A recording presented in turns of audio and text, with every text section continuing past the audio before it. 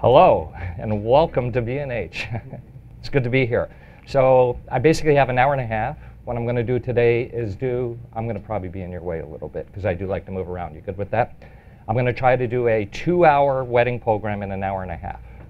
So I'm going to try to sort of talk about everything I know about wedding photography business and crunch it all in. So a little bit about me really quick.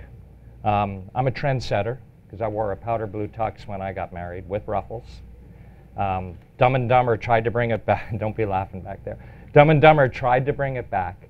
And if you had told me that I'd be standing here today as a wedding photographer talking to you back then, I would have never believed it. Because my whole concept of wedding photography was cheesy. And the photographer told me to gaze into my beautiful wife's eyes, and he took this photo. And I know. And somehow it mysteriously appears on Facebook every year. I don't know how that happens, but I hate it. My wife's flowers are dyed. But you know, maybe there was an inkling that I was going to be a photographer back then, because the ring that my wife is wearing on her finger cost $100, and I spent $500 on a Canon A1 the same week. So my priorities were camera, and I had a Corvette. So Corvette, camera, $100 wedding ring. So anyways, that's why I never thought I'd be a wedding photographer. Really, speaking of Greece, how did it all start for me? 12 years ago, well actually let me even back up before that. There was a period in my life of probably 13 years I did not take one single photograph. I was in the aerospace industry and I was traveling a lot, and I got really busy career-wise.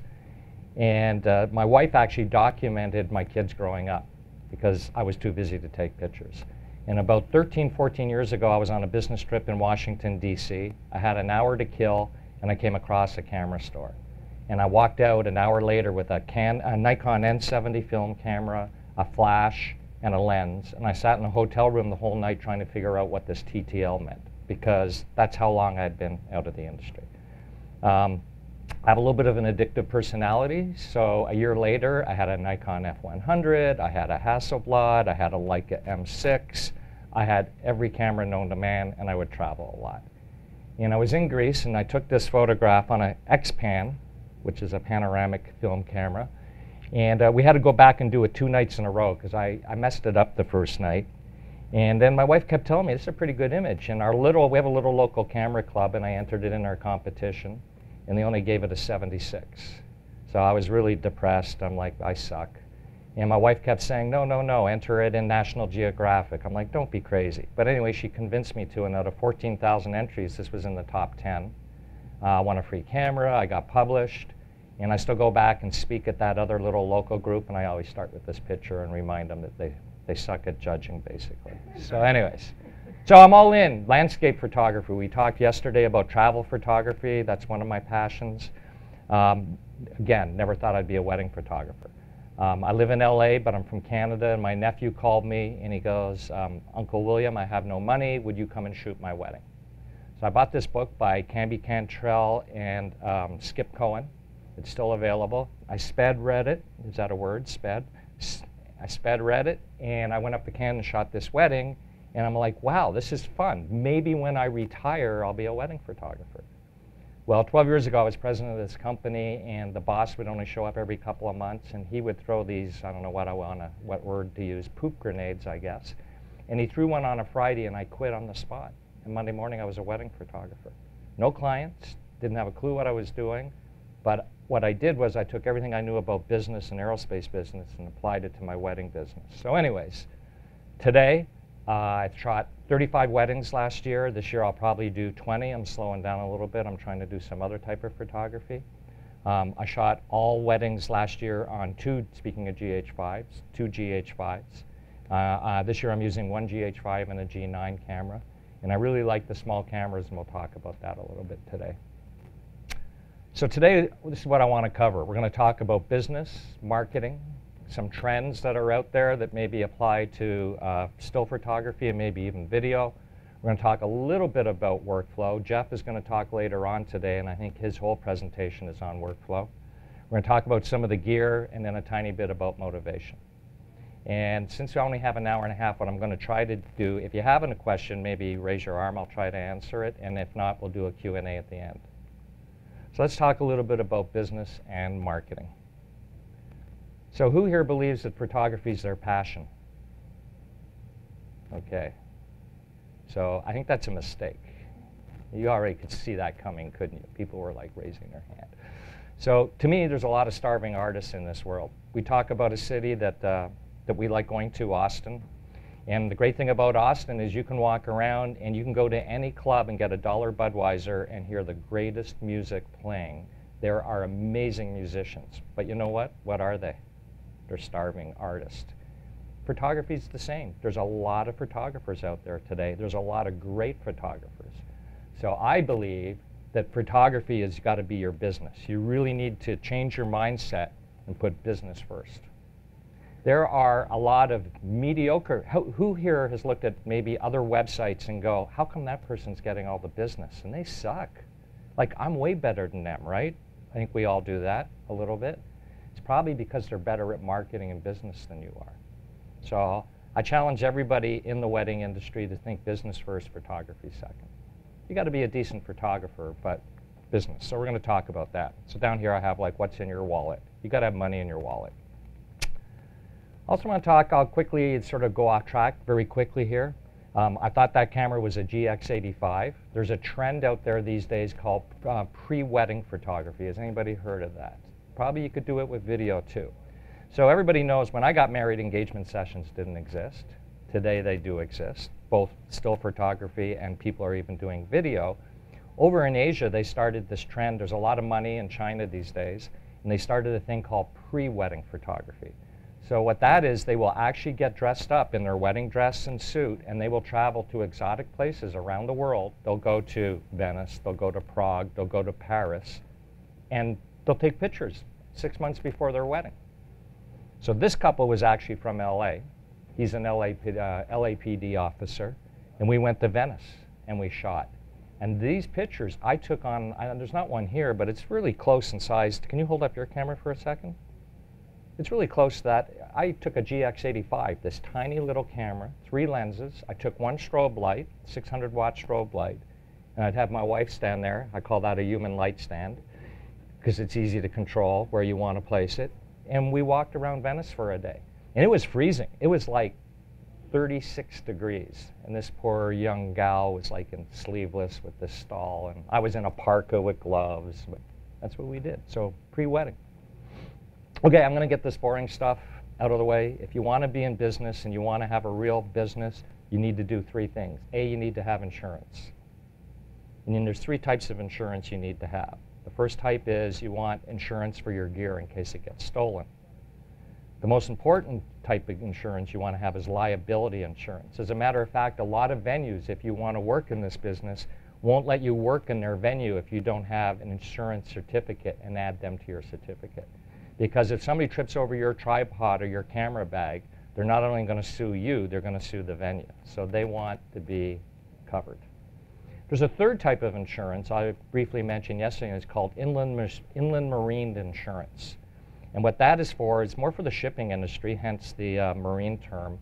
But it's great for a couple of things. And what it is if you ever have to fly and they want to check your camera bag, nobody wants to let go of their camera bag, right? Because it's full $20,000, $30,000, $40,000 worth of gear.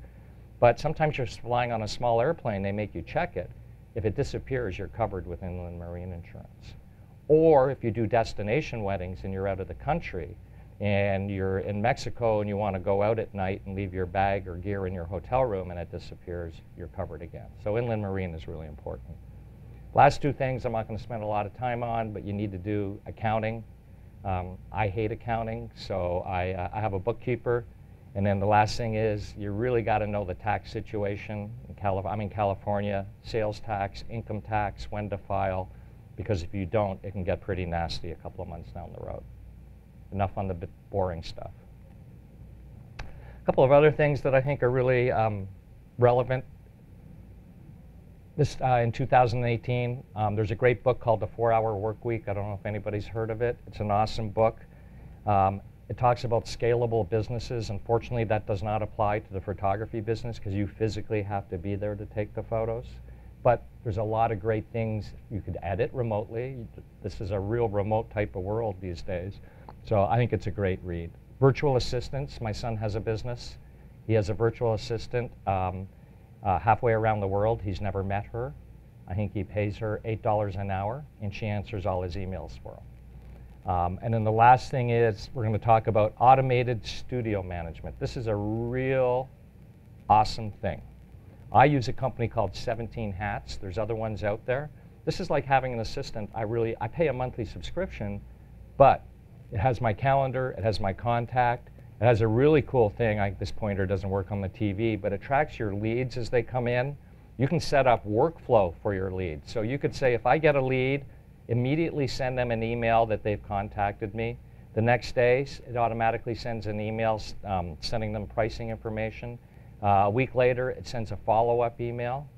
You're going to think I'm a horrible person, but what this system does is if I shot your wedding on Saturday, first thing Sunday morning, you're going to get an email saying what a wonderful time I had at your wedding. And it was the best wedding I ever attended. But I'm asleep in my bed when that email goes out. Oh, I'm in trouble now. That just went out live, didn't it? All right. So 17 Hats, check it out. It's really amazing. It does a lot of other things. It does complete workflows. It tracks your documents. And we're going to talk a little bit more about workflow. Any questions so far? Okay. I have something to give away, so the person who asks the most questions is going to win it. Okay, anybody know where outwit, outplay, and outlast comes from? TV show. Oh, she knows. Survivor. So I just want to talk about the marketplace these days. And a couple of things. When I started in this business 13 years ago in the little community I live in, there were like 5 wedding photographers. Now they run this contest every year called, where I live, Santa Clarita Best Of, the newspaper runs, and there's like 85 wedding photographers. People I'd never heard of. I don't even know who these are. And every year there's more and more. So how do we compete in that these days? So we got to do it. We got to go to the survivor mode. First of all, you got to outwit your competition. And by that, I mean being current. And by being current, you got to know who we're going to talk about who your ideal client is in a minute. But you have to know what music are they listening to? What TV shows do they watch? How are they dressing? I'm 61. I can't get away with maybe the skateboarder look, but you know, I wear T-shirts and I know what TV show. I have daughter-in-laws. I know what music they're listening to. So you have to be relevant. And I find that a lot of, I got to be careful how I put this, older photographers are not relevant, and they're really losing that. And the problem is if a 30-year-old bride comes to meet with you and you give off the aura that you're not current, or maybe I don't even want to use the word hip, but you know, you're not relevant to them, they're not going to hire you because they don't want to hang out for 12 hours on their wedding day with somebody that sort of doesn't fit their mold. So you really need to be conscious about that and work on that. You got to outplay your competition. So you sort of need to know what's going on in the marketplace, what the different trends are as far as gear, marketing, photography styles. And we're going to talk about styles in a minute, but what are brides looking at in magazines? You need to buy wedding magazines and see them. And I would say the same would apply to film and video too, because there's definitely different styles and looks out there these days. So what are your potential clients looking at? You need to know that because you need to give that back to them, whatever is relevant today. And then the last one is you got to outlast. And that's really important because a lot of people, they come and they go in this business. They get a nice camera, they take pictures of their kid, and then their friend goes, oh, can you take pictures of my kid? And the next thing you know, they're a photographer. Now, I'm not saying that's bad, because there's a lot of great photographers to start that way, but that's really what's out there these days, and that's what you have to compete. So if you can stay busy and hang in there, you can outlast your competition. This was another shot that I took in Venice with that little point and shoot. But it isn't even a point and shoot. It does have interchangeable lenses. Venice was still crowded this day, so sometimes you just have to have patience and wait. And you know, when there was nobody there, I'm like, go now, walk. And you know, fired off 5 quick shots and got a photo that I like. Okay, who remembers this? Okay, 3 hands went up. Oh, you're too young to remember that. This is the good old days, right? I'm older than I look. You're older than you look. Awesome. You have good genes too. It used to be this simple. It was crazy because remember, there was only 3 or 4 photographers. You took out a $1,000 ad in the Yellow Pages, and man, then the Yellow Pages went full on color. That was like, woo, big time. So you took out that ad, right? And then what did you wait for? You waited for people to call you on your brand new phone, which they did, and you actually talked to people on a phone. Can you imagine that? These days, brides don't want to talk on a phone. Everybody know that? They either want to email or even worse for me, they want to text. And I'm a very organized person. I hate text messages because I can't file them. Somebody needs to invent a text app that you can actually file. Because emails you can file, right, and organize, and that's what I like. But again, if brides want to work with text messaging, guess what? You got to do it. You just got to give up on your old ways. So I'm going to talk about 2 what I think are successful marketing strategies today. And one of them is organic, which is my favorite. And then the second one is more technology driven. So what is organic marketing? Organic marketing is relating to or derived from living organisms. So what it's really about is relationships, people, talking to people and meeting people. So that sort of goes a little counterintuitive what I was saying about brides today wanting to only email and text. But I really believe this way of marketing pays a lot of dividends. So you got to build relationships, and we'll talk about that a little bit. You really need to meet people, and not just bride and grooms. We're going to talk about other things too, like venues and other vendors, but you need to meet them face to face. You also have to figure out what and who do we want to work with. And then last night, who was I talking to about the red velvet rope or clubs last night or yesterday? Was it you, Sean? And somebody yesterday too. I talked about the old days of clubs. So who here used to go to clubs when they were younger? Yeah, okay, so all the hands went up. So do you remember there'd always be like a red velvet rope, and there'd be like that guy that played football for the Dallas Cowboys standing out front, and you'd go to walk in, he'd go end of the line, but all the pretty girls, they would go in, right? I remember those days. I don't know if it's still like that because I don't go to clubs anymore, except when I'm in Vegas. But that's the red velvet rope. So there's a book written by a guy named Michael Port, and it's called Booking Yourself Solid. I can't recommend this book enough. And basically what he talks about is every business needs to have its own red rope. So the problem is when you first start out as a photographer or videographer, filmmaker, whatever you're doing, but in business, what do you want? What do you desperately need? Clients, right? You need people to pay because you want to run a business. So what do? We accept anybody that walks in the door as our client. Who's had a bad client experience? I have. I had like the worst day of my life. I have a friend, actually.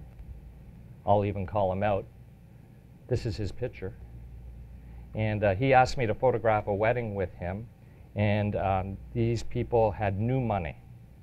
And it was a miserable experience for me. In fact, I went home on Sunday and I told my wife, I just can't deal with this anymore. So at that point in my life, I think it was 2016, I made up my mind that I'm putting up a red velvet rope and I am only going to let certain people into my business because life is too short to deal with people that you don't fit with or you don't want to work with. So Michael Port, Booking Yourself Solid, you need to look at it.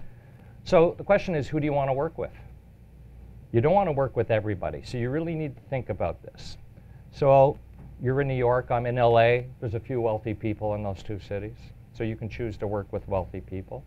I have a friend, he's a videographer, and he's in Beverly Hills, and he's always telling me, William, you should like come and set up an office in Beverly Hills because you could make $1,000 more, $2,000 more a wedding. The problem is I've done some wealthy people weddings, and they don't even know your name.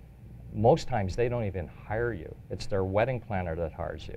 And they'll go, hey you, come over here, or hey Mr. Photographer or Mrs. Photographer, come on, you know what I'm talking about, right? I hate that. I want a relationship with my clients. Green is a big thing these days with the environment. So a lot of people don't want to create waste. They're getting married outside. They are young and they're hipsters. That's something you want to think about. Maybe that's what you want. Adventurous. There's a photographer called Charlton Churchill. I don't know if anybody's ever heard of him. He's up in the Sacramento area, California. I'd been Facebook friends with him for years. And I met him finally 3 years ago, and he was excited because he had a bride and groom that he was taking to Mount Everest to get married. So he likes mountain climbing or putting people on cliffs. It's dangerous stuff, because remember we talked about heights. I don't do heights, but he does. And when he went to Everest, that's when they had the earthquake. And they got stuck over there 2 weeks. And he helped villagers. People actually got killed. His peeps did get married, but not where they wanted to. And he was on all the Good Morning shows and everything. And then I think it was last year, a year and a half ago, he found another client, and he went back there, and they did get married at base camp or wherever they wanted to. And again, he was on all the shows because it was very unique. So there's a lot of people these days that want adventurous weddings, but that's not me. And then there's fun, and that's probably more my style. I like people that want to party a little bit, have a good time, have a good DJ, because music's important. It's more important than the food, I think. But those would be my peeps. That's who I want to hang out with, and that's what I tend to attract. But maybe that's not for you. Maybe you want rich people or green people, but you really need to think about it.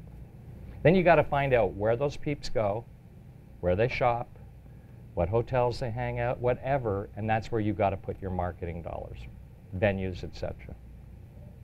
Okay, so I'm going to talk about three. Any questions so far? Have a prize. Okay. How many G9s? I'm just kidding. I do have a $150 prize, though, I'm going to give away. All right, so three important business marketing laws that I think everybody needs to know. The first is the law of likability. So important, but you know what? There's a lot of people in this world, and I've met people even in the photography business that I don't like. There's a book, again, as you can guess, I read a lot. There's a book called The Likability Factor by Tim Saunders. Great book. But who's had an experience like that? You go to buy a car. Everybody like buying cars? No, it's worse, isn't it? But you get a really jerky salesperson. Do you go back to that person? No. So we've all had those experiences. So you really got to sort of do a little bit of introspection and find out, are you a likable person? And if not, read the book and become a likable person. The law of authenticity, you got to be real. Too many people, maybe not so much in New York, but man, in LA, everybody's trying to be something they're not. And there's a lot of that going on out there, and I think most people can just see right through that. So you don't want to be that guy. And then this is my favorite law, business law, and it's called the law of reciprocity. And how it works, and you can research this and do your own investigating on Google or whatever, but basically you give something. Then what happens is people, it's wired in our brains, feel an obligation to give something back. So I'll give you some examples. Back in the day when you rented a car from Enterprise, they would always go, as you're signing up, they go, would you like a water? And you're like, yeah, I'll take a water. And what's the next question they would ask? And would you like the insurance on that car? You go to Macy's, and you're walking through, and it's the Clinique counter, and they're like, hey, would you like a free makeover? I always get the makeover, I do. Would you like a free makeover? And you go, of course. And then after they give you a free makeover, what do you feel? You got to buy something. Back in the day, the war amps would send you little mailing labels for free. But in there would be a card. Or as a business owner, every couple of months I get a packet, and it's got a pen with William Innes photography on it. Man, it looks so cool. And of course, the order form's in there. They just gave you a free pen. I got to order 5,000 pens now, right? That's the law of reciprocity. So how can we use that to our advantage in business, and any type of business? So let's talk about vendors and venues. So vendors would be people and you need to get to know these people in your business. Doesn't matter what type of photography you're doing. If you're doing children's photography, there's stores that sell children's clothes. If you're a wedding guy like me, vendors would be florists, bakers, wedding salons that do dresses. Same with videographers. If you're into the wedding thing, it would be the same group of people. But it doesn't matter what type of photography you're basically into, you need to go and build relationships with those people. And how do you do that? So there's a couple of venues in LA I've shot one wedding at, only one, and I'm on the approved vendor list. So how do you do that with just one wedding? This is how I do it. If it's a cool venue, I go seek out the person in charge that day while I'm shooting the wedding. I'm like, man, this is amazing here. And look, we got a beautiful bride and groom. Would you like some prints from this wedding, or some pictures, even digital pictures? What are they going to say? 99 out of 100 say yes. But you know what happens? This is how they say yes. Yeah, okay. And the reason they have that attitude is they've heard it from so many photographers But how many photographers, filmmakers, or whatever actually follow through and deliver? Not very many. So if you have to follow up that week and I send them digital pictures, and 9 out of 10 times I'll get an email and I'll follow up with them and they're like, oh, thanks for saying that, we really appreciate it. Then I go down to the next step. I'm like, would you guys like some prints? You would give us prints? You bet I'd give you prints. So I go order a couple of prints from my lab and I send them to them. Then if they like the prints, I actually will invest $200 and go, would you guys like a photo album from that wedding? And they're like, are you crazy? Of course we'd love a free photo album. So I give them a wedding album. That wedding album sits right out in front. And they show it to their clients. And last, what I'll do is I'll give them a canvas to hang on the wall with my logo. And usually they'll put that canvas in the meeting room where they're sitting with the bride and groom or potential clients. I do it all for nothing because it's the law of reciprocity. Now I've given them all that stuff, they feel they need to give me something back. Then there's other vendors like the florist, baker, whatever. I give them images too, but guess what I do? I don't put my logo on them. Now there's a lot of people that think copyright issues and everything, you should put your name on it. The problem is, think about if you owned a florist and everybody in this room decided to give, I own a florist, let's say that, I'm a flower person, and every one of you wanted to give me photos and every one of you had your logo on there. Some small, some big, some colorful, some not. Do I want to put all those pictures on my website? What's my website going to look like? It's going to be a mishmash, it's going to be horrible. So I actually give them digital files with no logo on it, and what I do is I tell them, I'm like, hey, I'm giving you these with no logo for your website, but just remember who gave them to you. And they will, because they get it. You're helping them out. Question? Oh, winner. Okay. Yeah, you say no logos on there. Is that also referring to like you're not watermarking that? I am not watermarking. I am doing nothing, because I want them to use the images. If you did that, lots of times they just won't use them. They don't want to put it on their website. Is it good on whether you have the, like you said, the album? Is it cool? Is it okay with the client to give somebody the album? That's a great, did everybody hear that question? Is it okay with the client to give a wedding album to the venue? In my contract, my agreement, I have it right in there that I can use your photos for contests, publications, marketing. I have it all listed out. Now, 1 out of 20, maybe 2 or 3 peeps a year come back to me, and that'll be the only thing they ask to have removed from the contract, and I will respect that. Sometimes they're celebrities, sometimes they're just private people. I get it that they don't want their pictures out there, and I'll respect that. But most people don't mind. Most people are sort of flattered that you're going to use their photos. So that's how I handle it. Answer your question? All right. Let's talk about clients, what I do. So with clients, you want to, here's the thing that I think is amazing about wedding photography. And we talked about, you got to have like good images, but what you really need to deliver on the wedding day is an awesome experience. And it's not just the wedding day, it's before and after, but it's the experience. So you've shot a couple of weddings. Anybody else shot a couple of weddings? Yeah. So who shot a wedding and during the wedding day somebody comes up to you and goes, man, you did an amazing job, right? It's amazing, but they haven't seen one single photograph. They don't know. You could like suck or everything could be out of focus. They don't know, but they're, so why did they come and say that? Because they've had a great experience with you. And to me, that is more important than the actual video, pictures, whatever, is the experience. Because that is how they're going to refer you. So, with my clients, 6 weeks before their wedding, I go on Amazon, I buy them 15 at a time. It's called the Newlywed Cookbook. It's 15 bucks. I buy 10 of them. 6 weeks, 8 weeks before their wedding, I send them a cookbook in the mail with a handwritten note. Now that's really old school. But I don't know about you, but when I get a handwritten note, especially these days, it's pretty impressive. My wife, who's my age, hates the new generation because she'll send them gifts and we don't even get a thank you, we don't get an email, we get zip. It's horrible. So when you get something handwritten these days, it's like, wow. So I send them a handwritten note and it's sort of like, hey, I can't believe your wedding's only 8 weeks away. My wife and I love cooking together. I hope you do too, and here's a little gift. Boom. And I sign it like I'm important inside with a date or whatever, and send it to them.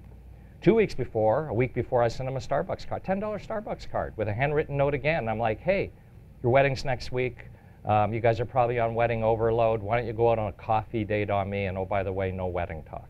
Something cute. You can come up with your own thing. Send it to them. When they come to see me, you do a consultation with them.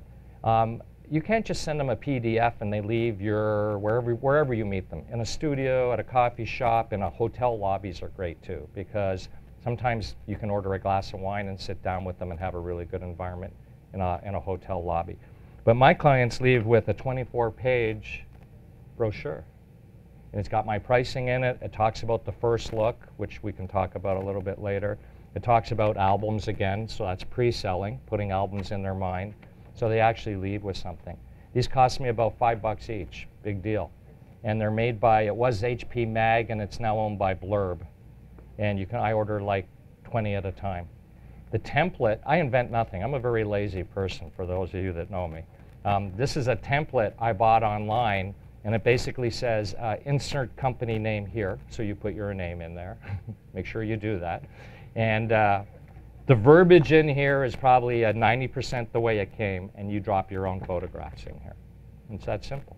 And it's a great little thing to give away. And do you think I'm like a high-end wedding photographer if I give you this? Maybe not super snotty high-end, but at least, you know, something tangible. Yeah. And then the last thing I do is when I deliver their images, I do two things.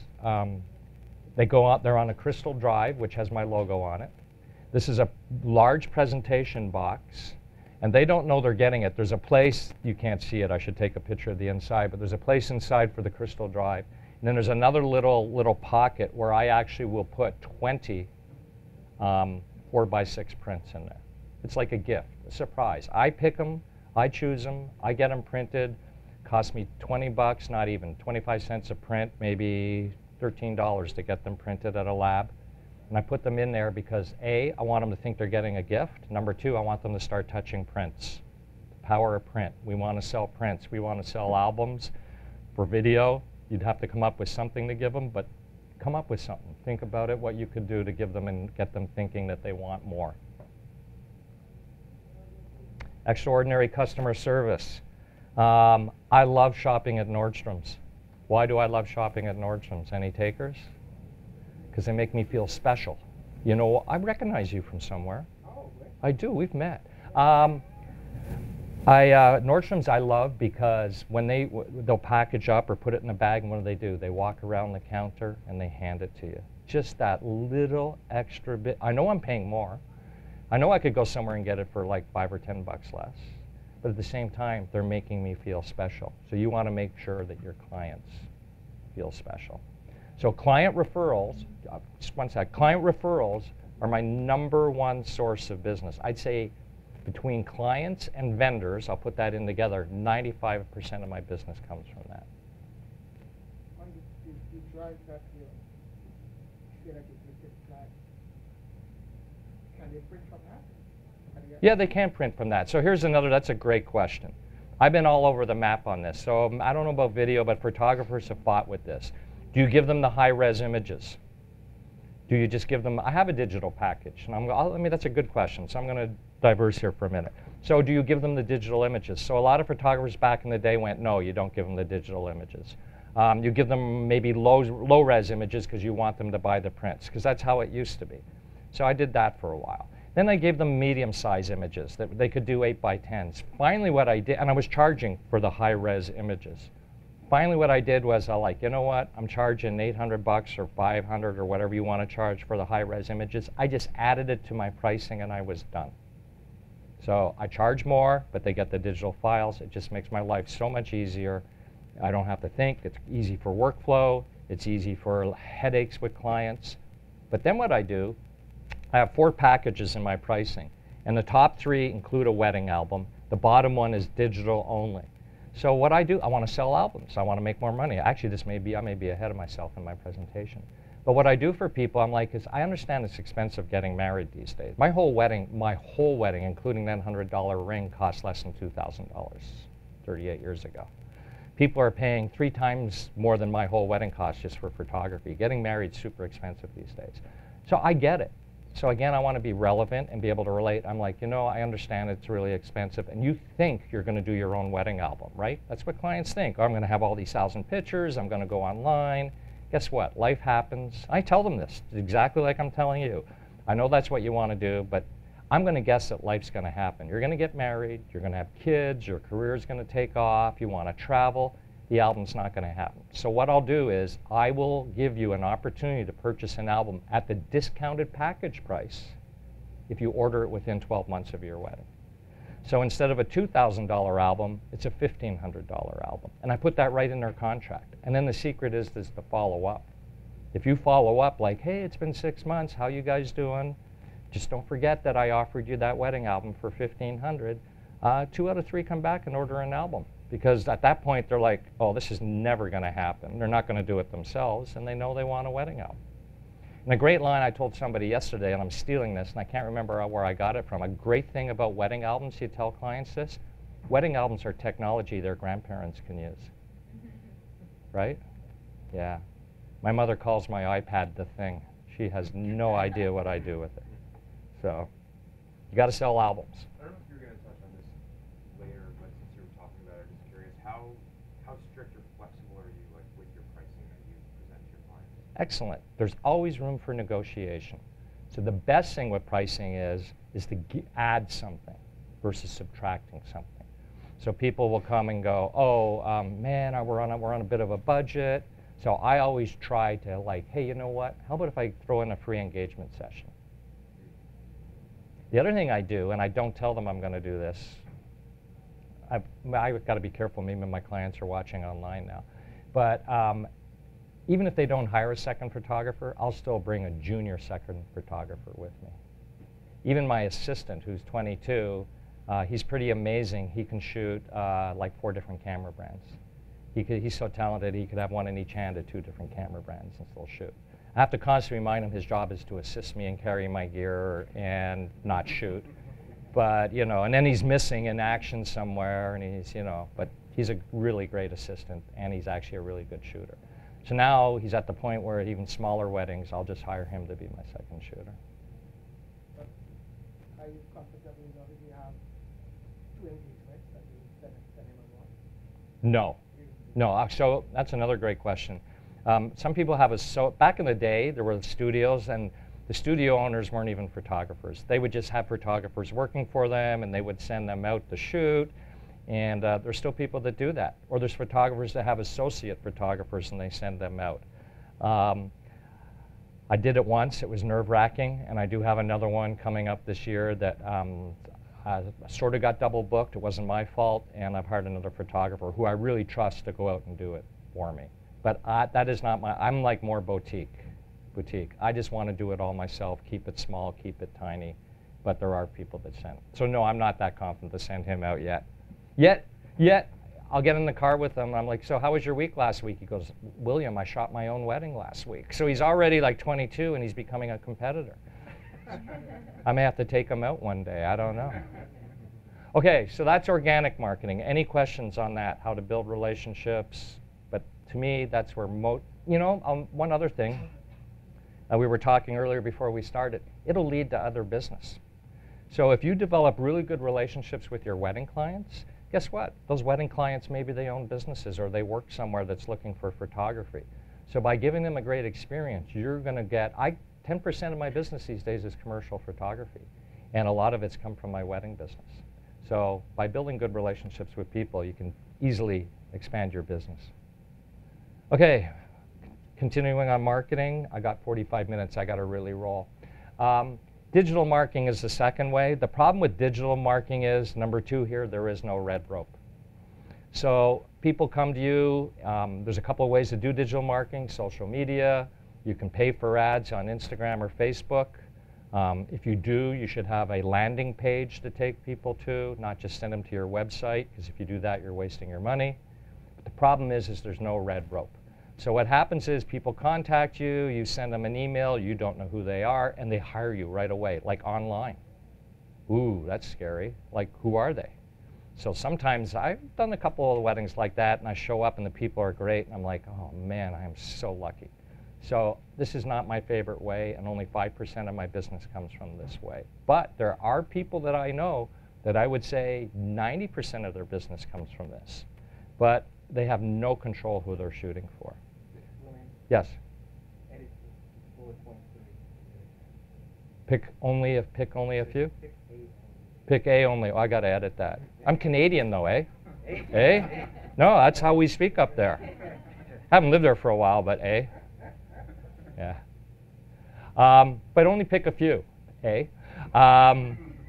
So don't try to do like Instagram, Facebook, Snapchat. I don't even know what half of them are anymore, but just pick a few. And I still like Facebook because although I think the younger generation is going away from Facebook, my ideal clients are like 28 to 35 who are, college educated, they have money, they're accountants, lawyers, athletes, whatever, but they're established and they have money. So those peeps are still on Facebook. The younger generation, like I talked before, being relevant, they're all about Instagram, and I love Instagram. And I recently just split out. I had a wedding and travel all in one, which is a big no-no. So now I've just started a couple of weeks ago, and I broke my travel out on a separate Instagram account. If you hate doing this stuff, because, it's work, right? Man, social media can be a real drag. Hire somebody. So when Facebook was really good before they started all their algorithms, and everybody would see what you posted, I was paying somebody $150 a month to do a post for me every day on my business wedding page. But once they started playing with those algorithms, I just got rid of it because not everybody gets to see it anymore. Okay, 2 more marketing considerations before we move on. And this one's a real big one. So there's a guy named Ty Fisher. He's a friend of mine. He owns a company called Rebuco. And he's from the Midwest, and Ty talks like this, very slow, and it's like you got to pull it out of him. But he's a public speaker, and I went to a photography conference in Florida 4 years ago, and I thought I knew everything. And Ty got up there, and this was his quote: "A font is not a logo." And darn it, he cost me $300 right then and there, because guess what? My logo was a font. And anybody can pull a font out these days. So you want something that's unique and stands out. So that's my new logo, the W and the I, all with the red circle. I like red. And basically what I did was, there's a company called 99 Designs. There's another one called Hatchwise. And there's a third one called Fiverr, F-I-V-E-R. And what you can do with the first two is you run a contest. So you go, my prize is $300. And there'll be a questionnaire. What colors do you like? What do you want your customers to see? Blah, blah, blah. You fill in the questionnaire, and graphic designers, let me back up a second. The old way, you would go to a graphic design company, and they would design 3 maybe logos for you, and you'd have to choose from those 3. Now with 99 Designs is you start this contest, and all of a sudden you get 30 graphic designers from all over the world, because we live in the digital age, submitting what they think their logos or your logo should look like. Then you comment on it. You're like, I like this one because I like the color here. I'm not crazy about this one. As soon as you say I'm not crazy about it, they'll take it down because they don't want other peeps to see it. But once you comment on one and go, hey, I like the red color, all of a sudden more graphic designers from around the world are submitting red logos or whatever. And at the end of the day, you choose one. The company gets a cut, the graphic designer gets a cut, and you get all the files. You get PSD files, PNG files, whatever you need, they'll send you all the files. Fiverr works a little different. Fiverr has a set fee. I have another program I do, and I wanted a logo for it. And I went on there, and I found a graphic designer that said, I'll give you 6 looks for $30. And for $30, I'll work with you until you love one of the designs. So that's another way of doing it, too. So there's no excuse just to have a font as a logo anymore. Just a technical question. Once you, like from the 99 Yep. Model, once you have the files, like PSD files, Yep. can you then edit it? Yeah. Or do you have to keep it? Okay. No, you could edit it. That's the great part about it. So I do different things. Sometimes I'll maybe have a black background or a white background, or I go vertical or horizontal, sometimes depending, like on websites sometimes. This one's square. That doesn't work well for websites, does it? You want it more horizontal. So I'll just take the red and move it to the left and still have the William Innes there. So yeah, you can do that. What were the site? You said Fiverr, 99 Designs. Hatchwise, H-A-T-C-H-W-I-S-E. And there's probably others. Okay, here's the other one I'm going to mention. Who here has gone on other people's websites and looked at their work? Come on, be honest. Okay. Who here has seen really bad websites out there? Still. Okay, why? There's no excuse for it anymore, right? Technology has come to the point where everybody should have a great website. So my advice is, A, to have a clean website. So I had to eat humble pie a couple of years ago. There's a conference every year in Las Vegas. I think it's just going on this week, actually, and it's called the Wedding MBA. And some of you may know about it. And I had a friend 4 years ago or 3 years ago that wanted to go. I'm like, hey, I ran aerospace businesses. What do I need to go to a business conference on the wedding industry? But they dragged me and I went. And the one thing I learned is that a lot of photographers are guilty of this. They design their website for other photographers. Like, look at me. Look at my work. Look at where I'm going. Look at what I'm doing. Look at what it's like a peacock. When really you want to design your website for your client.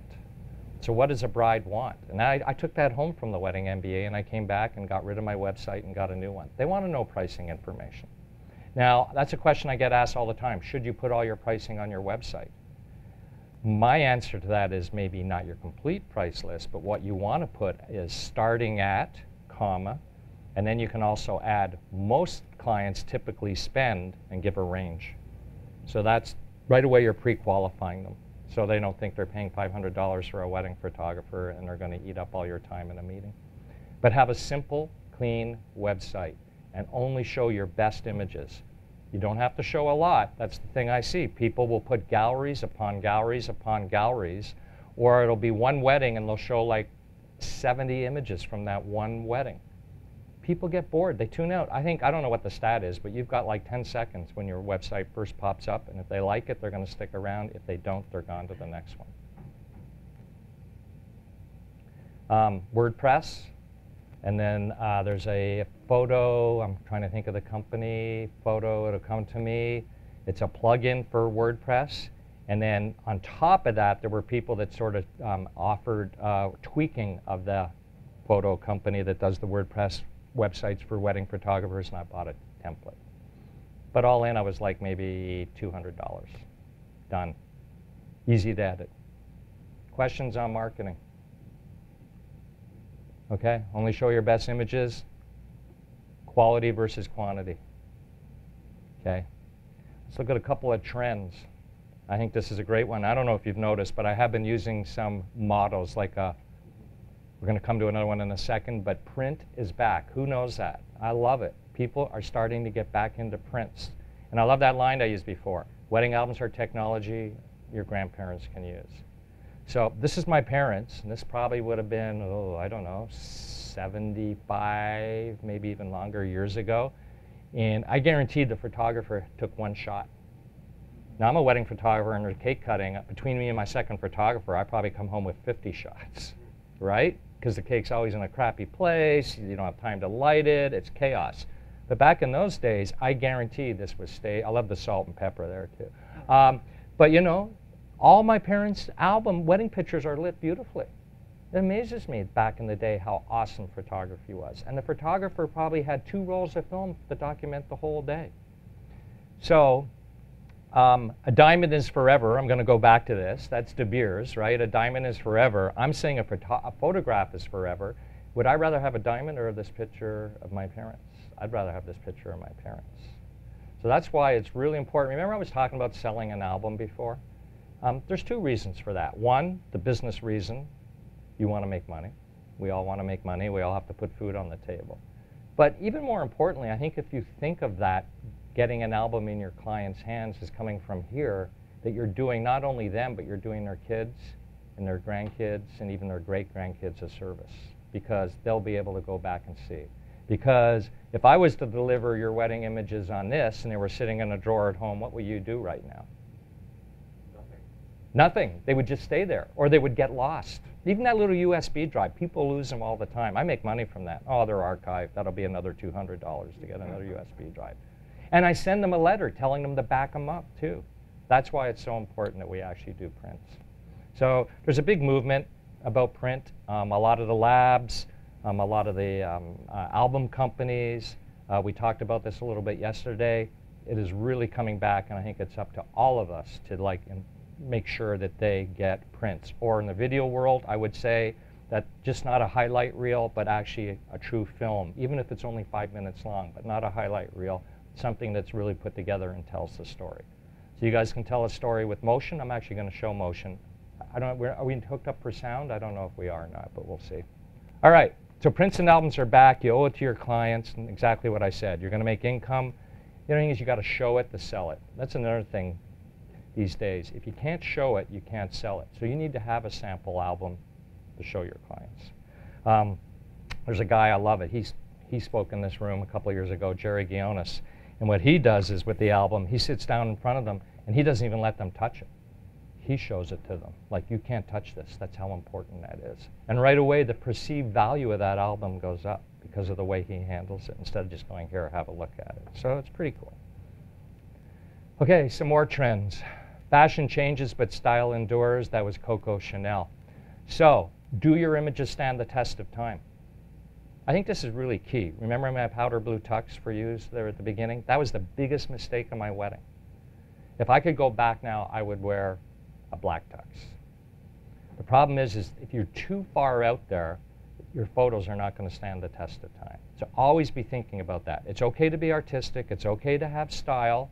You should have those things, but not to the point that people are going to look back 10 years from now and go, what was I thinking? And there's a lot of crazy wedding styles out there right now. Dark is in these days, like really like dark. And to me, it looks like, ooh, scary. So, you know. So it's okay to be stylish, but just not over the top. And don't be a one-trick pony. I see a lot of photographers, they've got that one-look style. It's sort of cool. You can look at their pictures and know who it was right away. But the problem is they keep posting the same thing to Facebook every single week. And after a while, it's like I get numb to it. There's nothing new. So I have a few pictures. And does anybody look back 10 years ago what you were wearing and thought to yourself, and you're like, man, what was I thinking, right? I know. So when Photoshop first came out, like anything, people go crazy. So remember this look? Now, if you took this picture, I'm apologizing right now. I went online and found these. Spot coloring was like all the rage. And look how, like, would you do this today? I don't think so. It's bad. Or how about textures were all the rage 5 years ago? Now, textures are cool, but like, man, I don't know. That's like a little bit overdone, right? Or how about Photoshop when it first came out for album design? Ooh. I know, this is like public information on Google. That's where I got these. But this was probably really cool 15 years ago, but nowadays you'd be like, so I am advocating that this is like my album design. You want clean and simple. And the funny thing is about this, I get this a lot. Sometimes I get people like, oh, can you just make all the pictures bigger? Just fill the page. Now, maybe a couple of pages, but again, you got to educate people. So you're like, hey, when you go to a museum and you look at a picture on the wall, what does it have around it? A white mat. So white space, negative space is good when it comes to album design, because it should be about the pictures, not designs and not flourishes. And I'm guilty of that. I've done it all. I think we all have, but clean and simple is it. Clean and simple. So James Bond, black tuxes are coming back with a black bow tie. It'll never go out of style. It may a little bit, but I guarantee it'll come back. Where that powder blue tux is never coming back. What camera shot? What camera? This was probably a GH5 at the time. Now I'm shooting G9, but this would have been a GH5. I'm going to show some pictures from a GH5 in a minute. Okay, let's quickly talk sales. Sales are back too. People are afraid of sales. So there's two types of sales these days. There's online sales, and you've asked one question so far, so he's in the lead. Oh, you've asked questions. You've asked two. Well, I'm going to have to come up with a new way. Yeah. I'm going to come up with a different way of giving it away, to be fair, because I'll never remember who. But this company's called Enview, and what they do is they have an online web gallery, and this is 6 months worth of that for $150. It's what it's worth. And what you can do is you can put your pictures online, and people can go on there and they can look at pictures. They can choose the pictures for their wedding album. But what I like it is you send it. They send it to grandma and their aunts and uncles, and they buy pictures. And sometimes I get $1,000 orders just coming in like so easy.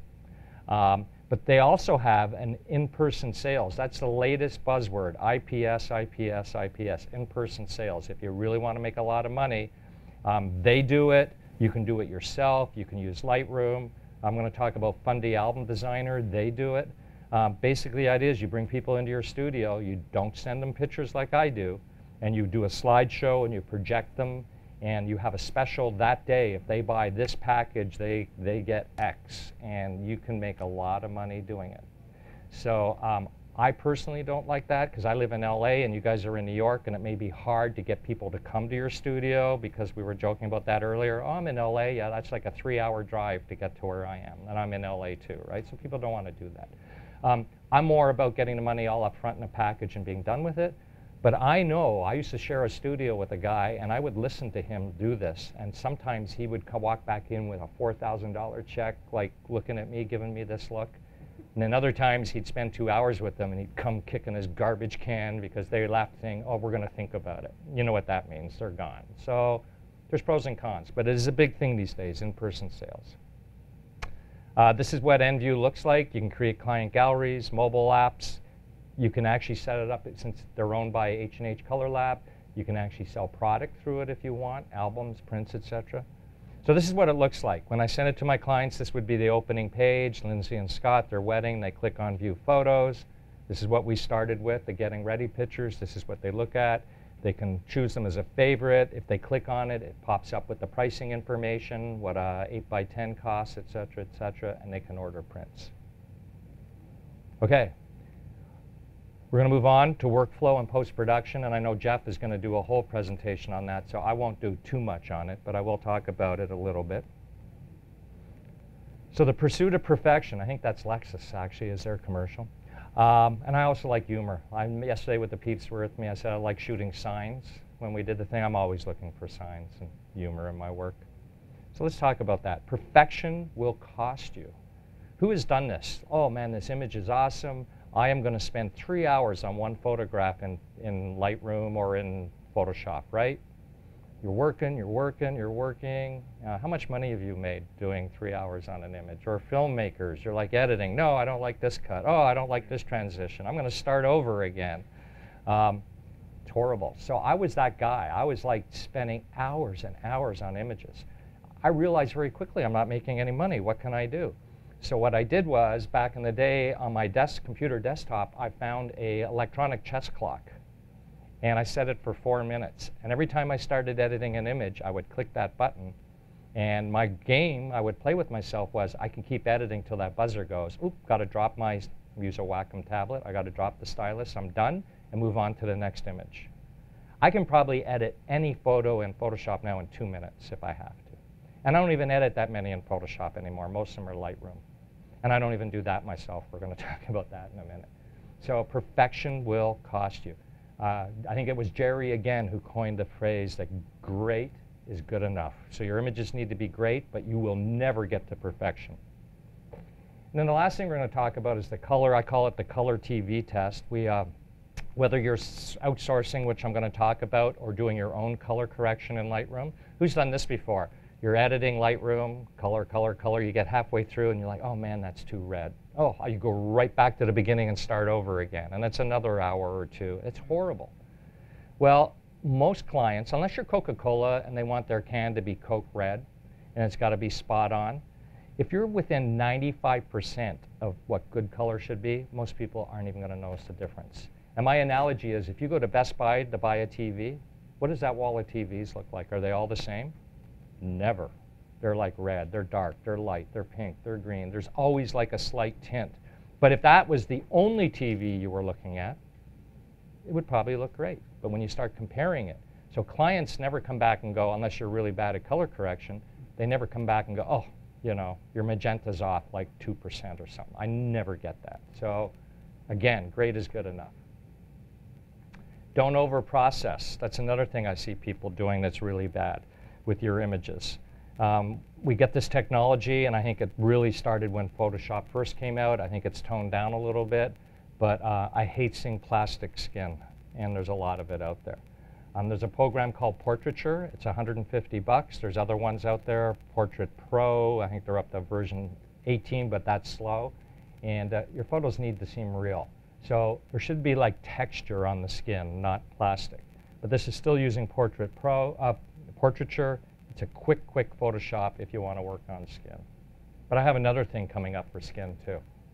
Okay, innovation. You got to streamline your workflow. And being an aerospace guy, and maybe Jeff will talk about this, you constantly got to seek improvement. But here's the secret to workflow. You got to write it down. You got to do it the same way every time. I know so many photographers that don't. One time they're saving their images this way. Another time they're saving them that way. Sometimes they're editing over here. Sometimes they're designing albums on the fly over here. You have to do it the same way every time. So this is Excel, but you could handwrite it, but I have it in Excel or a Word document or Google Doc so you can go in and edit it. And the goal is you're always looking at this list to try to improve it. And improve it how? Well, get rid of certain things. Maybe you're doing something you don't need to be doing. This little gray area down here on the bottom, that's my album workflow. So if a client doesn't get an album, I don't have to do that. Now, I have this built into the 17 hats thing I talked about, but I still write it down because I'm always, when I go to trade shows, I go to, you just had Photo Plus here in New York, or you go to WPPI, I'm walking around and like, okay, what's the latest technology? What's the latest camera gear? What's the latest monitors? What's the latest software? Is there something I could be doing to cut my time and gain an edge on my competitor? And I'm going to show you one thing I do have. Since I'm in New York, I'll show you what I'm doing back in California to have an edge on my competition. Is that something you'll modify slightly for each project, or pretty much that's Not for each project, but if I come up with something that I think needs to be improved, or another thing I do is I combine steps sometimes, which is awesome. So then I'll edit it, I'll throw the old ones away, and then I have the new ones that from then on out, I'm going to use the new one. Where do you keep that? Do you have that like on your wall somewhere? I have a two-way. So I'm a bit, from the aerospace industry, there's a word called redundancy. You guys all fly. You don't want like just one pilot. You don't want one rudder. You want a redundant system on everything. So I am that guy. So I have 17 hats, which is very visual and tells me when I'm behind schedule and tells me what the next step is. But I have these little plastic folders that you can buy at Staples or whatever. And I actually have a physical one of them in the plastic folder. And any documents that clients send me or whatever, I keep in that plastic folder until I'm done with the job. And I actually tick off when the process is done. I'm a little anal that way, but I really don't want to drop the ball. Answer your question? Yeah? Cool. Measure twice, cut once. Pardon? I said measure twice, cut Oh, once. carpenter, I like that. That's a good answer. So with the workflow, combined tasks. So I talked about EnView before. They used to be called collages. I used to have two separate programs. I had EnView for my online web galleries, and I had another program that created mobile apps, client mobile apps. You could like pick 20 pictures, create a mobile app, and you would send it to your clients. And it was branded. And you could have video on there. You could have still pictures. If they clicked on the logo, it went to your website, phone number. They would show their friends on their phone. Well, lo and behold, when I got EnView, it had it built right into it. So guess what? I took two different steps in that workflow and put it into one. So that's what I'm always seeking to do. Use new programs. So a couple of programs I love using. One is called Perfectly Clear, and that's my secret sauce I'm going to share with you in a minute. Fundy software, if you do album design, oh my gosh, I can design an album in like 10 minutes now. Hands down, it's that easy. And if my clients want changes, I can make the change in a minute. And then it's so funny, when we first got into digital photography, everybody wanted to get rid of noise, right? We all hated digital noise. Now we have alien skin that's putting grain back into our photos to give us the film look. So that's, we've sort of come full circle. Okay, Perfectly Clear. This is a program that you can go in and do things like, if I told you every single photograph I send my clients, I can remove the bags underneath the eyes, I can make the face 2% skinnier, I can make the eyes 2% bigger, I can make the eyes sparkle, I can make purple look like purple and not blue, because digital cameras love photographing purple as blue. I can enhance the eyes, I can put catch lights in the eyes, I can smooth the skin. So what you do is, they have presets in Perfectly Clear. The problem is too much of a good thing is really bad, right? Like we talked about plastic skin or whatever. So you have to fine tune it till you find your own secret sauce and create a preset. Then when you export out of Lightroom, everybody's using Lightroom for photos, I'm hoping. Shoot RAW, especially for weddings. When you export out of Lightroom, you don't export to your hard drive. There's a little box and you export to Perfectly Clear. So it goes from Lightroom to Perfectly Clear to your folder as a JPEG. So every image goes through Perfectly Clear. So I love telling people that my proofs look way better than your proofs because I'm doing this. Awesome sauce. Fundy Album Designer. It's basically you load your photos in the back. It shows you this would be a blank spread here. I pick 5 photos, I drop them on there. It gives me a layout. If I don't like the layout, there's a little box I click. It gives me like hundreds more layouts. And then within the layout, I can actually take this picture and drag it over there. It swaps that quick. I could even go from spread to spread. I could take this picture and drag it over on that spread, and they would swap out. I mean, it's just amazing. Finally, there's a program out there that's pretty crazy. OK, question, 2 questions, 3 questions. Wow. You answered the question about noise. Clients never notice noise. They don't. They do and they don't. But the problem is you don't know what monitor they're looking at on. That's another reason for print, too, I really like. Noise is most prevalent on a computer screen. But when you print it, 90% of it goes away, unless it's really, really bad. And that's my follow-up. Do you calibrate? Do you shoot a color target? And do you calibrate your I don't shoot a color target. I do calibrate my monitors, though. And they probably sell them here. I'm guessing BenQ. I don't know if they do. I use 2 of them. They're like super inexpensive and great for photography and video. And I have a calibration device. I do calibrate my monitors. But I just shoot auto white balance because the technology in the cameras today, it's pretty amazing. In Lightroom, you can fix it. The problem with using, the problem with changing my white balance in my camera is I'm ADD. So I'm shooting here and I'm running outside and I'm shooting and I don't change it, and then all of a sudden I can fix it all after, but I just rely on auto white balance. In regards to albums, you might have already mentioned this, do you have client feedback for which? Great question. Do I have client feedback for albums? So going back to Fundy, Fundy's got a thing called Album Proofer. It's a subscription. I'm not really sure what it costs, $100 and something a year.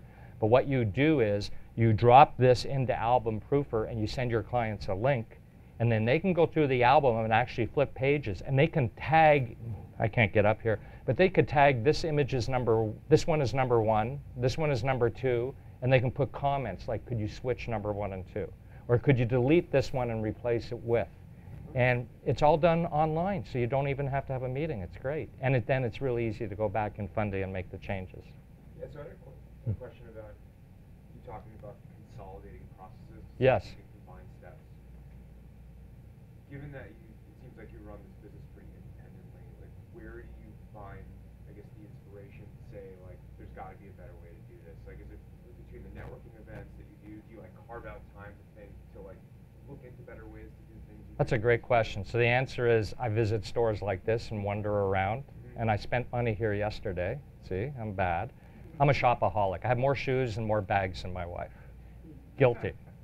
So I'll go to stores like this and I go to conferences. So there's maybe 3 or 4 super large photography conferences, or NAB for you film guys. I guess there's NAB East now too, right, in New York. I went to the one in Vegas. Walk around and just talk to people. That's what I suggest that people do. So many people go now there's great education. I'm speaking at PPA in Atlanta in January. There's great education, but what happens is a lot of people go to these shows and they go listen to all the educators and speakers and they spend no time on the floor. So a little secret, how do you think I got sponsored? I'm sponsored by 12 companies. I've been accused of being a schmoozer, but what I do is I go out and I visit, he's laughing back there. I go back and I build relationships. I build relationships with these vendors. And you can't build a relationship. The first time I meet, what's your name? David. David? Yep. Yep, I have a David. Great name. The first time I meet you, we may hit it off, but we're not going to have a relationship. But if we went out and had a coffee or went out and did something a couple of times, then we're going to start developing a relationship. No different than clients and vendors. You can't force it. It's work, but you can do it. So walking around trade shows, that's how I find a lot of my stuff. Oh, that looks new. The aha moments aren't as many as they used to be, but I'm always looking for those aha moments. Look for new stuff. That's everybody's question? Okay, I got 20 minutes. So outsourcing. This was one of my favorite pictures from this wedding. I love Dahora, but there's this guy, I don't know if I can show, the guy like blocking the bass player looking up at the bride and groom. When I first looked at this picture, I'm like, darn it, he ruined my photo. It would have been a great photo to have just the band in the background and not that guy like geeking out looking at the couple. But you know what?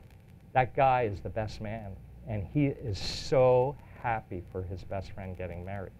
So now I look at this photo, and there's a story there. Technically, it'd be better maybe for you, if you didn't know that story, for him not to be there. But now that I've told you, I think it's just a stronger picture. White shirt. The guy, no, this guy back here. This guy right here. If he wasn't there, the whole band would be showing, right? I'd have, the couple would be making a frame around the band. I mean, like, wow, yeah. And I'm like, maybe I'll Photoshop them out. And I started thinking about it. I'm like, no, that's the story. So. Would you be able to do that in 4 minutes, though? No. You see what this is called? Outsourcing? Yeah. That gets outsourced. So we're going to talk about that. Okay, why outsourcing? Everybody knows what that is, subcontracting. Most real businesses outsource. I guarantee you that B&H does not do 100% of everything in-house. They have outside companies doing something. Every business does. A lot of businesses do it because they're cyclical. I imagine wedding photography in New York is more cyclical than it is in LA, right? Because we have weddings all year round outside. So most businesses, as the businesses grow and shrink, now you can hire people, but then you got to lay people off because it's seasonal. But if you outsource, you don't have that problem. What does outsourcing do for you? It creates extra time. So a lot of companies that advertise in the photography industry, they'll go, oh, if you outsource, you can go to the beach, you can spend more time with your family, blah, blah, blah, blah, blah. I say what you can do is you can do more marketing. So if you shoot a wedding and you have to sit in front of Lightroom fixing, I have a whole program on workflow, but if you're fixing 1,000 images and it takes you 6 hours, 6 hours, maybe, maybe not. Maybe you go back and start over again because you don't like the color. If you outsource it and spend $200, say you had a rate for yourself for grunt work of $75 an hour and it took you 10 hours, you got to think that way. That's how businesses think. $750 for me to edit that wedding, but I can have it done for $200 on the outside. What does that give me? Money in my pocket, in theory, business-wise, but even more importantly, it gives me time. And I use that time to go out and do marketing. That's how I grow my business. I love when my competitors go, oh, I do all my own work myself. I'm like, great, you can sit in front of that computer, but you're not out marketing, but I am. That's how you beat them. Then you mentioned with a cake or something, they take 15 shots, 20 shots. Yeah. On an average, how many shots do you?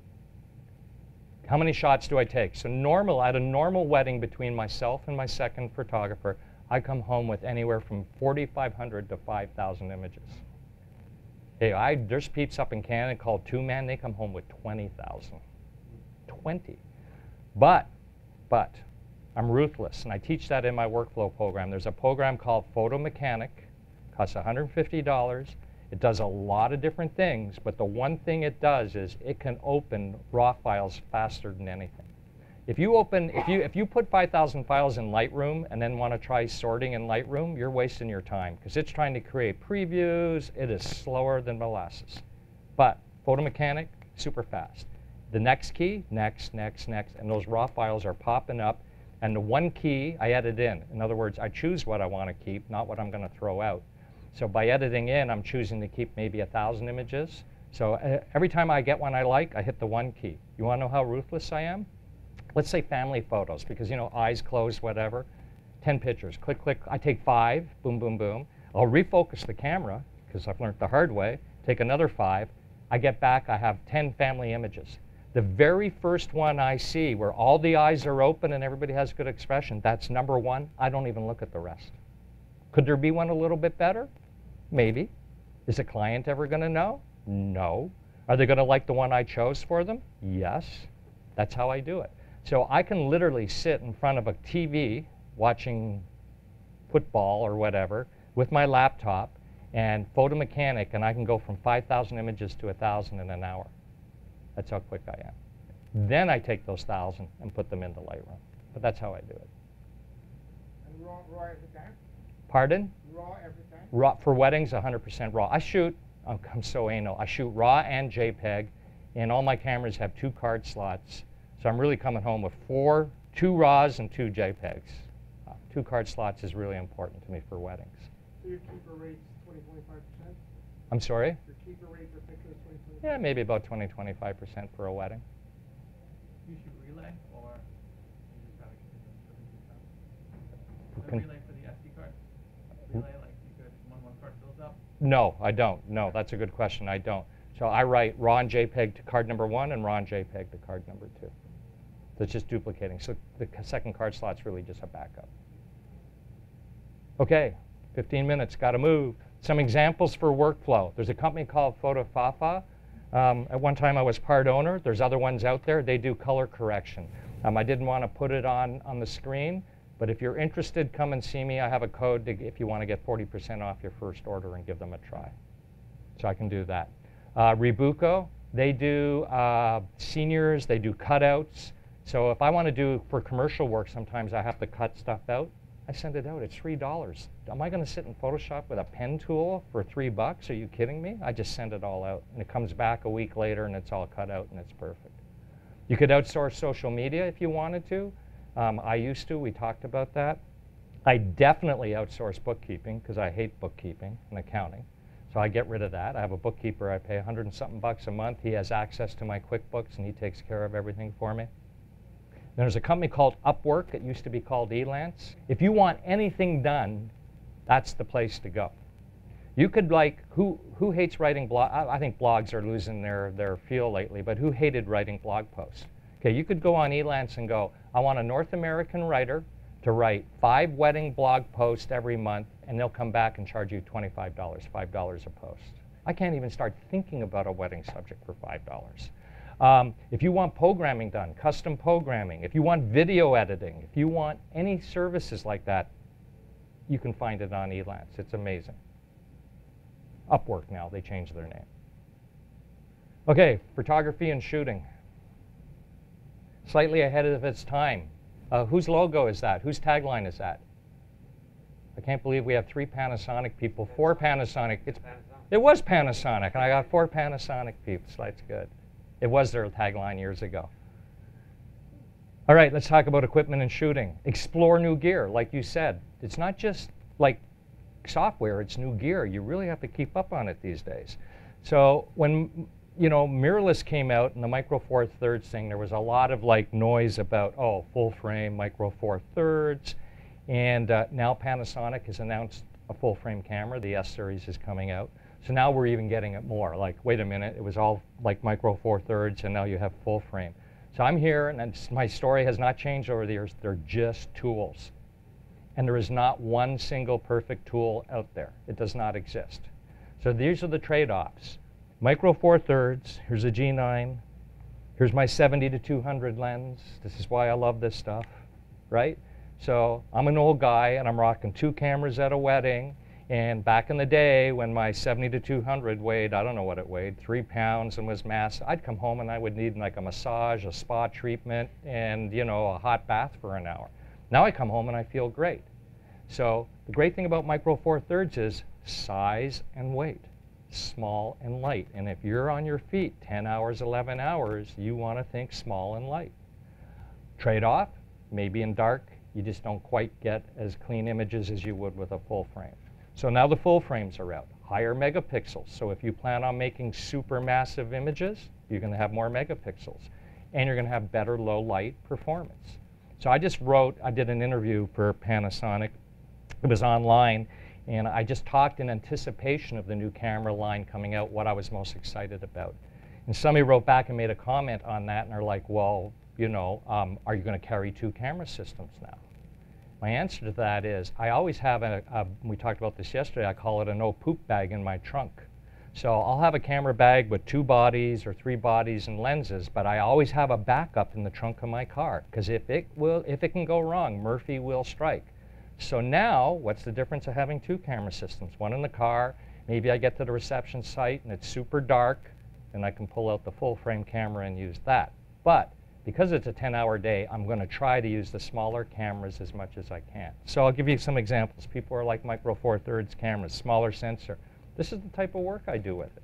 And you can blow that up to that size right over there, or maybe even this size. Now, do you think my clients are going to go, well, William, you didn't use a full frame camera for that?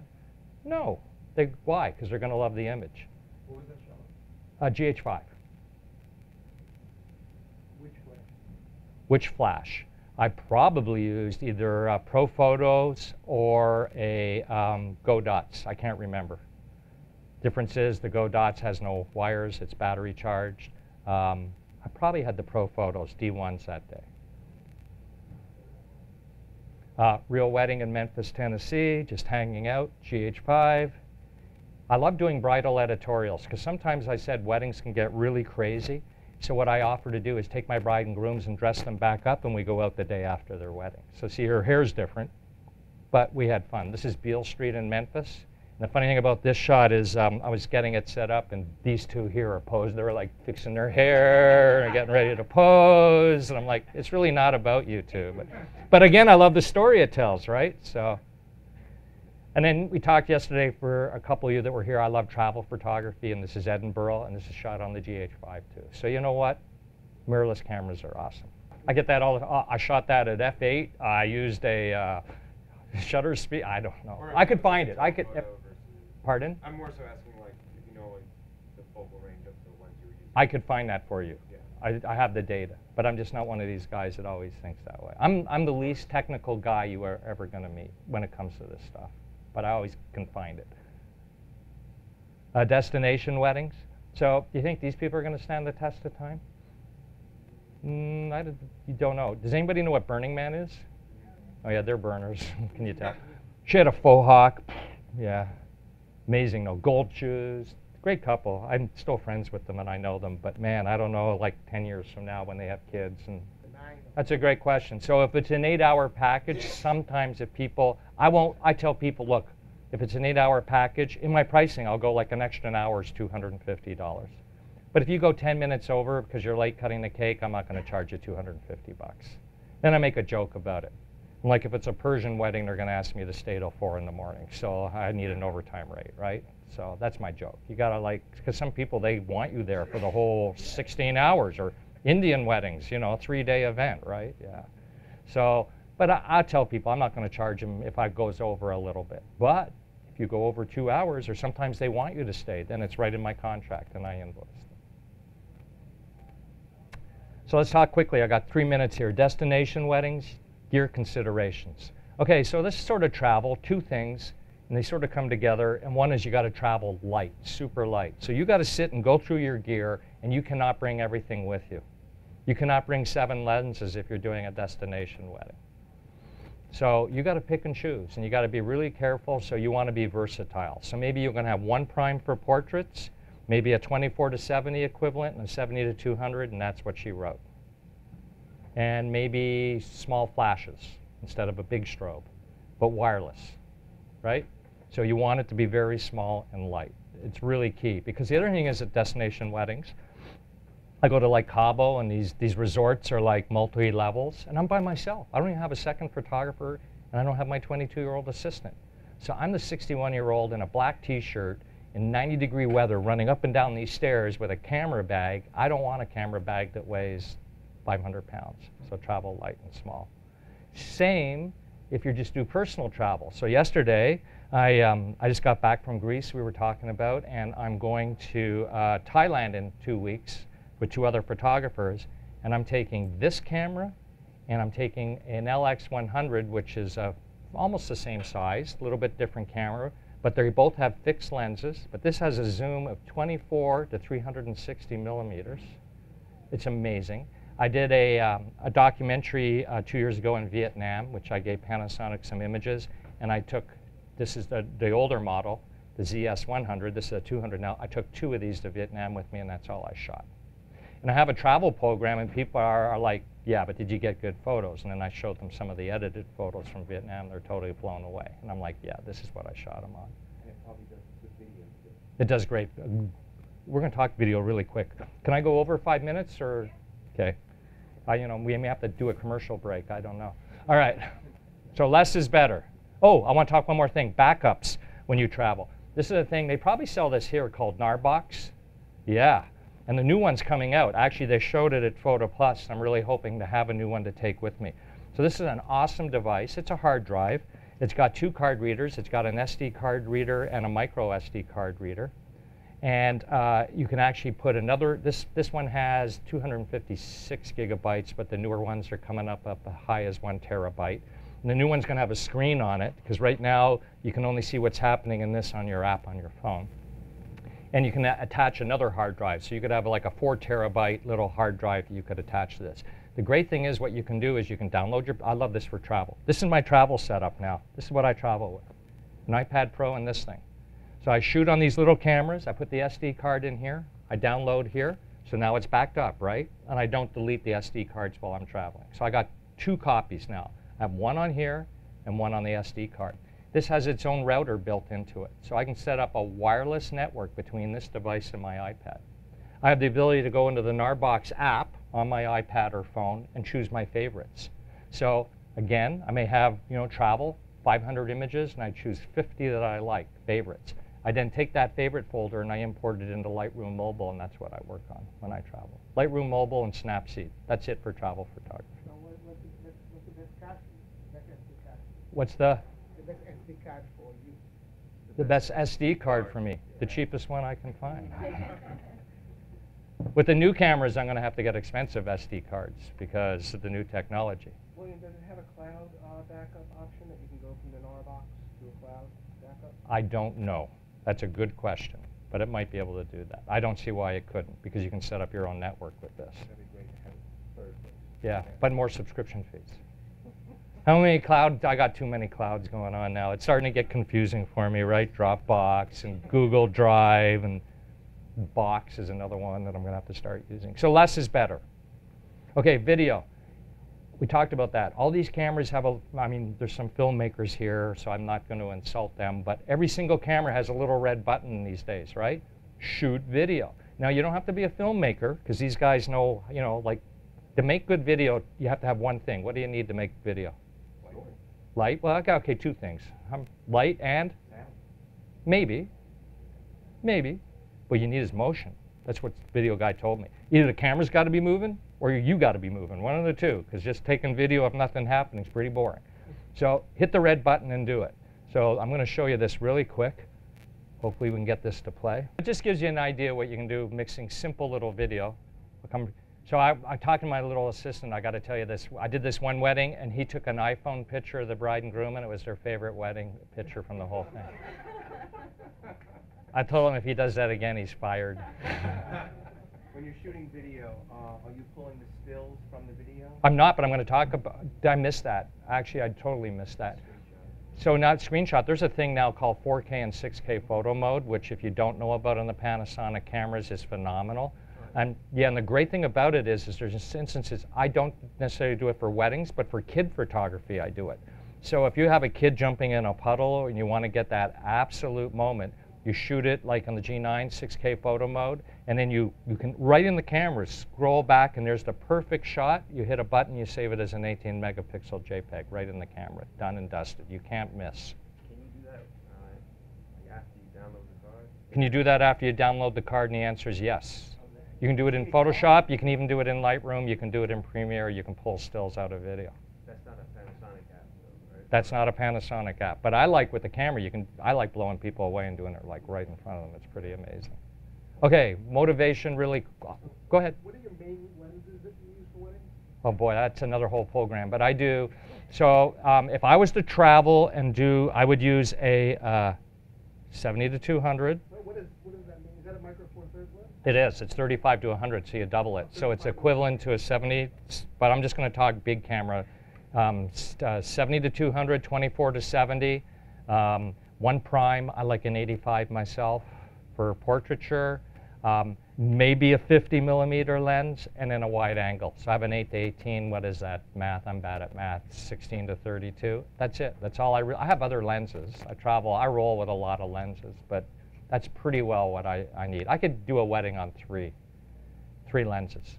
I could travel with only 3 lenses if I traveled. So sometimes when I travel professionally, I take a body and lenses. But when I'm traveling just for me, I'm just taking those 2 point and shoots. That's all I'm taking these days. Do you take more pictures with prime lenses or zoom lenses? Probably on the wedding day, I like the prime lenses and those images better, but I take more with the zoom lenses. Because remember what I said, all weddings are poop storms, and you don't necessarily have time to go and move and reposition, and you got to capture that moment. So that's when a zoom comes in handy. Okay, motivation. Personal projects. You should all have personal projects. You got to find something that sort of like talks to you. Some people do charity work. Some people will pick a subject and just work that subject for a year. Like I know I just met I'm trying to remember her name. She moved to Maine. She's been around for years. And she did one on trees, and now she's doing clouds. And she does books on these. So when she's finished with her project on clouds, there's going to be one of her books will be available on clouds. But that's how she thinks. For me, it's travel. I love traveling. I love seeing the world. I used to have an extreme fear of flying. I was like, I would take Valium to get on an airplane. I was a business guy, and I would land, and they'd tell me I lost a $10 million contract, and I'd be like, oh, that's really cool. No problem, man, because that's how I was. Now I fly all over. I'm asleep before the plane takes off. I love seeing the world. So travel for me. Where's that one on the top right now? The top right? Yeah. Bellagio, not the one in Vegas. Lake Como. This is the third largest mosque in the world, and they actually let everybody in. It was really cool. So Quebec City, we were talking, who was talking about Quebec City earlier? Boom, Quebec City, right there. Poor man's Europe, so close to you guys. Prague, Vietnam, and London. Okay, last, just, you know, if you want to do this, because I asked you guys when you first came in, who wants to make money, who is making money doing photography, but if you really want to do it, it's hard work. I'm not going to say it's not. It is not easy. I work more hours than when I ran aerospace companies now, but I love it because I'm working for myself. The money's not what I used to make, but the quality of life, I would not trade it for anything right now. Look at me. I'm in New York hanging out with you guys. Really? This is work. I get people that go, oh, we want to take our engagement pictures on the beach. You know, the first thought that goes through my mind is not the beach again. Are you kidding me? I'm so sick of the beach. Then I get there, I'm on a beach and I'm working. I'm thinking of all my buddies stuck in an office and their boss yelling at them and the corporate lifestyle. And I'm on a beach and I'm getting paid. Come on. And you guys got to keep going when things get tough. So only you can control your future. Thanks to B&H for having me and Panasonic for having me here. We're done. Thank you.